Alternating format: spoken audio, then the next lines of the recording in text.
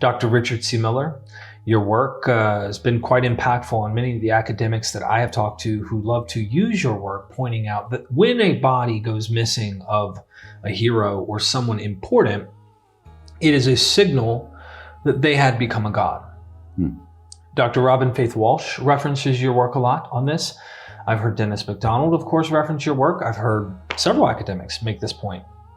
And I wouldn't be shocked if I think Bart has made even comment to this idea where he thinks the empty tomb is legend and such. I'm not 100% sure on that, but I do know that there's several academics who see what you're saying.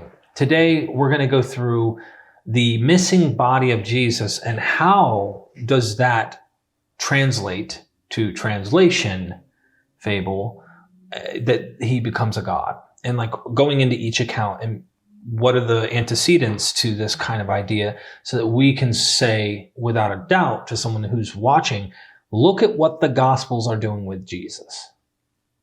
Right. No, I'm not the first to observe this, the vanished body. In fact, a lot of my research was just looking through ancient sources, just pouring through it, looking for basically the word disappeared or vanished.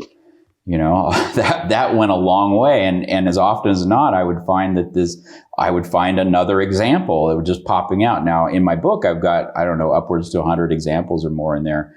Many of them are vanished bodies. And that's oftentimes the most fundamental kind of cue for the reader that we're talking about a translation here. And so that was a literary signal that this person had. It was assumed what that meant. Now, in some of those passages, it actually says, it spells out what would happen, that this was, and they were worshipped as a god, or they built a shrine on this location, or blah, blah, blah, blah. And so there were other signals there as well to indicate the institution of cultus, or that this person was to be recognized as a god. I think Callerho, this novel that is often popularly quoted along these lines, is definitely playing on that same idea that, you know, when the tomb is found empty, you know, basically the lady had become a god, right? Now, it's a funny story. That story is funny, just to give people a little something about it, is that she didn't really die and like was taken. I guess she survived and they took her body, or the people stole her or whatever, because she was a witness to them stealing. I can't remember, but it's like, he automatically assumed she's a god, which tells you the mindset of people who would have seen this. Yes, and that's the linguistic. This has to do with cognition, has to do with a highly entrenched topos that would have been immediately recognized in the ancient mind and the ancient reader. And so it was so recognized that it's just assumed. That's the assumed interpretation. That's the default interpretation of what that would mean. Someone vanished, whether it's in a tomb or not. In that case it was, but anywhere, if they vanished and they could not find the body, immediately what the implied kind of interpretation on that would be translation. And before we get into the Mark, Matthew, Luke, John stuff, is reversing. You've been doing a lot of interesting things about reversing things. When I bring up an apologist says, and then you go, well, ask him to do this. Could we also do the same thing with this and say, okay, show me in Greek or Roman antiquity any literature where bodies go missing and they don't become deified or something like that? How often? You might find an exception, but right. That's most likely rare. Yeah, it goes back to, and I quote in there the Harvard classes, late Harvard class, Mr. Pease, right? Dr. Pease. And basically his observation is this was so common, it was just an echoed motif for over 1,000 years in classical antiquity. This was going on. And so this wasn't some little narrow phenomenon this was highly entrenched in the ancient mind, and that interpretation would have been unambiguous. And so, yeah, I'll go ahead and challenge your viewers to go back there and find areas find a text where somebody vanished at the end of their career or whatever, and how it was interpreted differently. Okay. Now, I don't think that you'll fail. I think you might find a few. But I think the reason I want to send you on that task is I think you'll find hundreds of examples that are right in line with what I'm saying, and very few that aren't. And I don't know the few that aren't. I think I found one or two, or it's like, okay, that's clearly, it seems to be meaning something else. Like, oh, and then they found the body 3 weeks later out in a dump or something like that. Yeah. You know, and it's like, okay, well, that was not the interpretation then of that text. But more often than not, like far more often than not, like 99% of the time, what you're going to find is this was the interpretation, and that's how you would signal it in literature, that this person was an exalted figure. They had a vanished body. Why did it have to vanish? Because if you had their remains, you would know they were mortal forever. There would be a tomb, and Your book goes into how they had wax what are they called? Effigies? Yes. Wax effigies of Caesars and stuff, and that when they go to burn the body publicly, everyone goes, "Oh, there's no bones. He became a god." And he's Heracles. Yeah, he's the next Heracles. You could technically say there were eyewitnesses to it, right? Yeah. And they would pay a significant amount of money to those eyewitnesses. We're talking about like buy a house money for stepping forward and saying, I saw him, ascend to heaven, or I saw him on the road, with Claudius and these different figures. I saw him ascend, and so that you'd have someone step forward that would attest to this and swear to it and confess. And so, yeah. So we got just the missing body alone can signal that. But there's a lot more than just the missing body with Jesus that signals something there. So we're going to go into that. Yeah. Mark's gospel, I don't have that pulled up. I didn't think we'd need to read it. We could kind of go, most from what I understand the scholars say, it ends with, for the women were afraid. But he says, go and tell them as he told them before, I will meet them in Galilee. Yeah. That gets like, almost like you talk about Luke, the beginning of Luke. Christian apologists will jump on that and go, all the Gospels are doing histories and they're eyewitnesses and this is really accurate of what's going on, because they all want to make everything fit this little tiny paragraph or a couple sentences. Yeah. In that part, they go, well, see, he said he's going to meet him in Galilee. Like, so they don't say he ascended. They want to say he's going to meet him in Galilee. So there's no like translation taking place to heaven. Yeah. But then he says, and the women were, for they told no one, for they were afraid. Tell us why Mark is a translation fable, and then we'll get deeper into seeing how these same Gospels that are copying Mark are going and elaborating even further.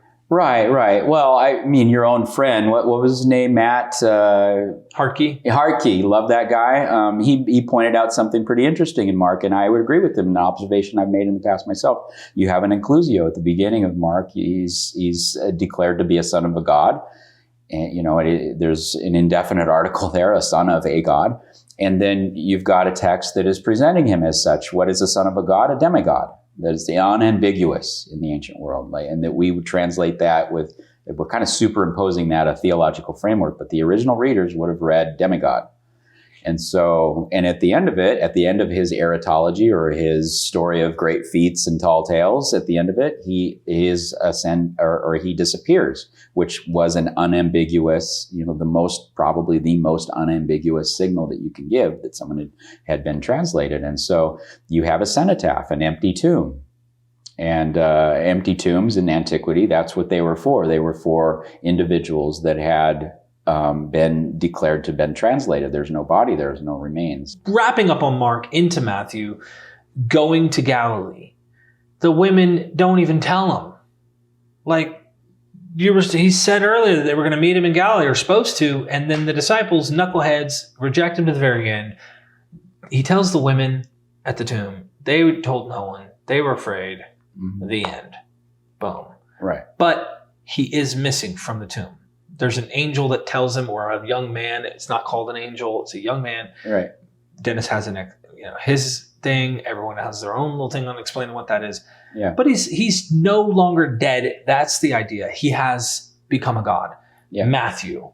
Now we're Matthew. I figured let's have some fun. I'll read it and you tell me what you see or what. Do you want me to? So did we finish up on Mark? I don't know. Did you have something you wanted to? Yeah, I think there's something to be said. I don't know if there's a way to splice it in there, but there's something to be said about like, why is it go to Galilee and I'll meet you there? Why are they running in fear at the end or running away afraid? What's that mean? So you have a missing body, an empty tomb. It's a cenotaph in the ancient world. And so you can do a study and look at what cenotaphs were and how they were used. But basically, this is a place where you would venerate someone who had a missing body and their ergo were translated. And so that was a place, if you did not have the remains and you wanted to, and this was an exalted figure, the assumption was that they had ascended and that they were deified in that way. Okay.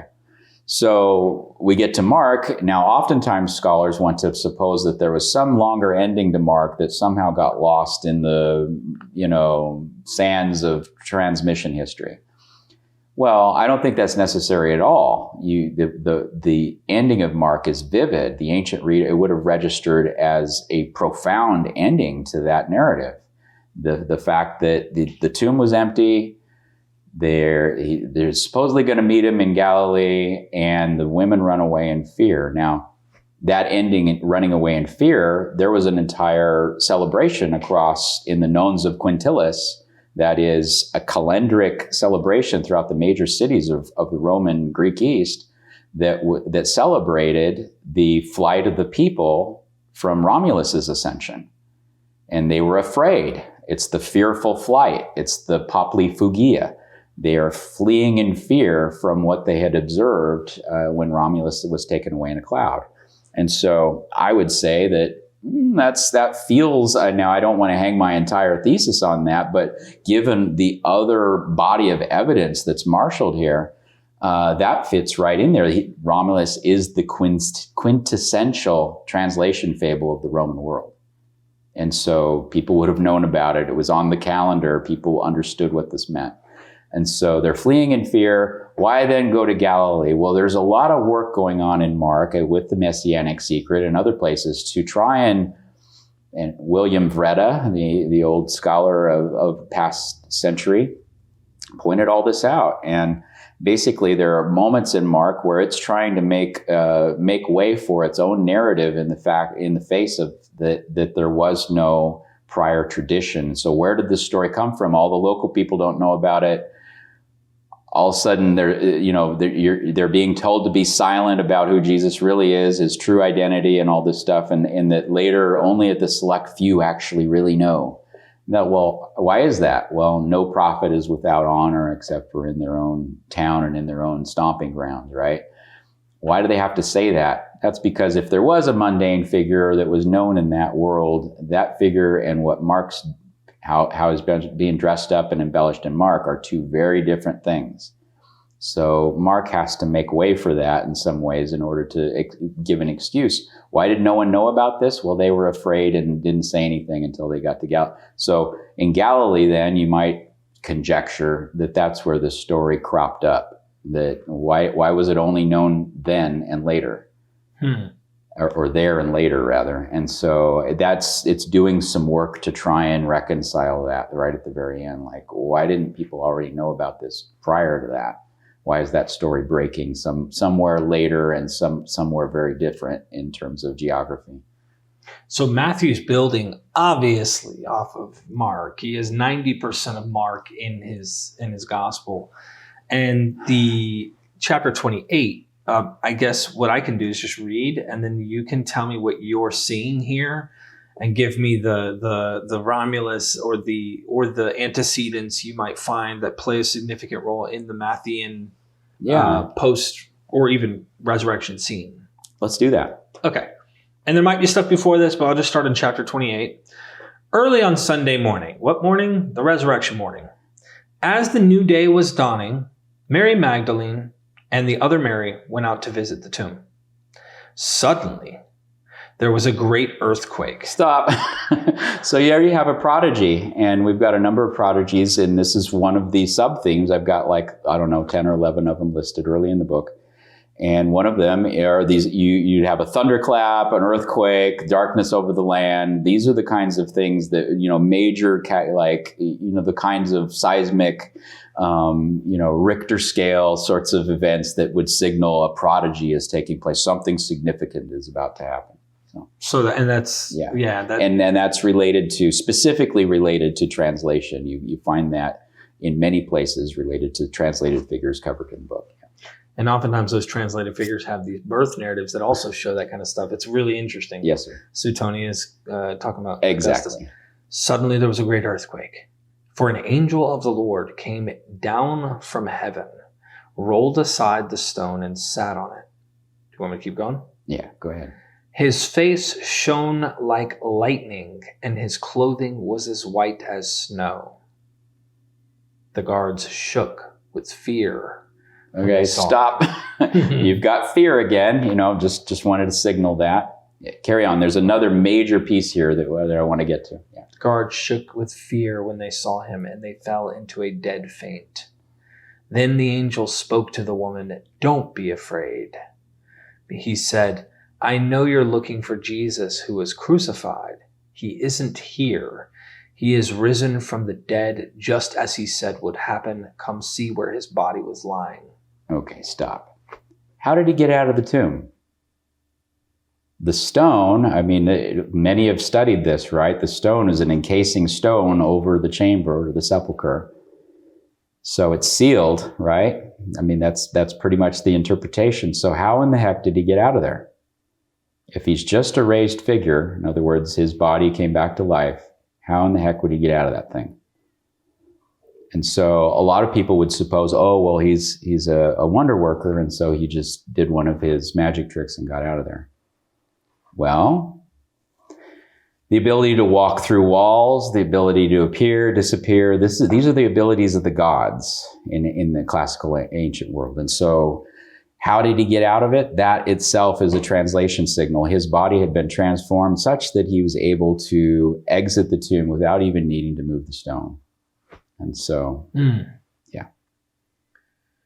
"And now go quickly and tell the disciples that he is risen from the dead, and he is going ahead of you to Galilee.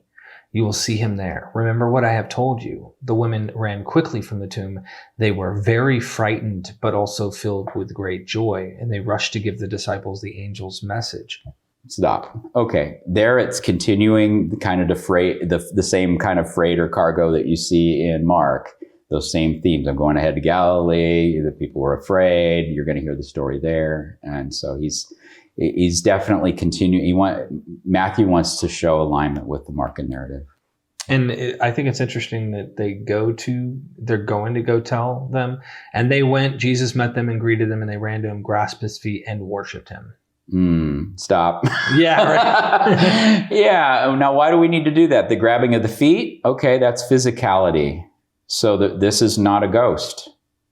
You couldn't grab the feet of a ghost in the ancient world. And there are many, you've got all sorts of stories of that in the ancient world where people try to grasp ghosts and they just kind of like wisps of air that they cannot touch and this kind of thing. And so a lot of this touching and feeling and stuff that you're going on that we're going to see in the Gospels here is evidence that what they were trying to say was that this is the body of a god. It can walk through walls, but at the same time eat broiled fish. Okay, let's carry on. So it goes on and says they worshipped him, which is another sign. Yeah. That's a big one. Yeah. Why is worship the appropriate reaction at that moment? Right. Well, that's the correct reaction to a translation. No one worshipped Lazarus when he came out of his tomb. You don't see a Lazarus cult, right? Right. Yeah, there's nothing there. Nothing. He just goes on and dies again, right? That's not a translation. That's a resuscitation, so to speak. Here we've got a translation. The correct response then would be that he has become, in fact, a god and is an exalted figure. So, yeah. Then Jesus said to them, "Don't be afraid. Go tell my brothers to leave for Galilee, and they will see me there." As the women were on their way, some of the guards went into the city and told the leading priest what had happened. A meeting with the elders was called, and they decided to give the soldiers a large bribe. They told the soldiers, "You must say Jesus' disciples came during the night while we were sleeping, and they stole his body." Stop. This is great. I'd love to get those guys on this channel and see the interview there. Let's see if we could get into a time machine or something like that. That alternate account would be very fascinating, and I think would be revealing of what likely really happened. There is this alternate account, and it's the mundane story. Lots of times, in fact, this is one of my 10 or 11 sub-themes, that there is a dubious alternative account. It's usually presented as dubious, but actually it's the mundane account of what really happened. They really the senators really actually tore Romulus in pieces and walked away with his body and the folds of their garment. That's what actually happened. In this case, they came and stole his body. That's what really happened. And then, but that's not the story we're going to tell. The story we're going to tell is the exalted one, because we're exalting his memory. We're not going to tell something disgraceful like that. And so. Wow. Okay. And then it says, they told the soldiers, you must say that they stole the body. Disciples did. If the governor hears about it, we'll stand up for you so you won't get in trouble. So the guards accepted the bribe and said that what they were told to say. Their story spread widely among the Jews, and they still tell it today. Then the 11 disciples... Stop. Yeah. Here, maybe you could say something. You just made a profound point when we were off camera about what was going on in the psychology of these guards, if that was a historical moment at all. Yeah, so this, for me, it's like what Christian apologists do is they say, well, why would they die? I mean, they obviously wouldn't die for something they knew wasn't true. They went to their deaths for this because they have witnesses who saw the resurrected Lord, or whatever their example apologetic is. Here you have eyewitnesses who saw an angel roll a stone and a resurrected Jesus who's like back from the dead that they're supposed to guard. And a bribe is going to convince them to remain silent about this? Thank you. This would have rocked their minds had it been an actual ontologically real moment. Right. This would have blown their minds at something like this, and they would have been endlessly hysterical about trying to tell people what had happened there. They would not have been. They would not have been bribable. Right. Yeah. And I know there's arguments made that if they were put on duty and they would have gotten in trouble had they, I would have thought that if that really is something they saw, using the same apologetic argument, they would have died by the governor for this. Right. That'd have been a more believable story, that even the guards were willing to die because because they weren't going to lie. The governor didn't believe their story. They went to their deaths as martyrs because of the truth or something. Or at least stood their ground on the story. Geez, they folded like instantly. Yeah. How much? 20 denarii. All right. Yeah. Come on, man. It's a little ridiculous, is my opinion. Yeah. So anyway, that's Matthew pretty much. I mean, it does go down, and what's interesting is it talks about the 11 left for Galilee going to the mountain where Jesus had told them to go. Okay, stop. That's also a mountaintop speech is also a motif across the translation Fable topos. And so outlined in my book. Come buy my book. You got to get the book. When they saw him, they worshiped him, but some of them doubted. Is there a tradition of doubt? So some of them doubted. Now, I think they're having to explain that this was not a unanimous kind of effort to exalt Jesus through translation. This wasn't across the board. There were people that did not take that perspective. And so you can see there, it's trying to admit that everyone's not in lockstep. So some Christians don't have our view of this. If you read critically through that, I think that's the interpretation, that behind the scenes, you're dealing with a community that was not all on board with this particular way of exalting Jesus. And so what was the other part of it? You said that they worshipped him. They worshipped him. Now that definitely is another translation signal. No one worshipped any of the other raised figures. So what's happening? It is interesting that those who worshipped, some of those doubted. So in your community kind of concept, and we're not doing German romanticism here, as Robyn has been critically ripped apart, but there is this sense in which I wrote my article that's like the minimal doubts argument is suggesting that this might be the tip of saying like, hey, some of the community here aren't sure what they saw or aren't sure. They doubt what is being presented in the same manner. So the way that you're describing that isn't quite the way I was trying to write the doubt argument. But it's still the idea that some of the early Christians did not fall in line and just hook, line, and sinker accept the message that was being presented, which makes me wonder, like, why not? I thought they all saw this dude who really rose from the dead. I thought they all literally believed this actually happened. What the heck is going on? It's a messy diversity. You're dealing with a really early, messy kind of picture there, and they're trying to piece that together, I think. And there's doubt. There's other perspectives going on. It's not all clear. By the time you get Matthew's composition, it's still not clear. So then he just says, Jesus came and told his disciples, I've been given all authority in heaven and on earth. Therefore, go make disciples of all the nations, baptizing them in the name of the Father, the Son, and the Holy Spirit. Teach these new disciples to obey all commands I have given you. And be sure of this, I am with you always, even to the end of the age. Yeah, well, okay. That's straight out of Romulus, right? So he gives to Julius Proculus his own great commission. Go ye therefore into all the world and tell the world about how great the Romans are and teach them the way of the Romans and then their military might, etc. So there's a different kind of motif there, but it's the same kind of, it's a great commission given at the end of the individual's career. So I hope you liked my dad, Richard Miller, in this interview.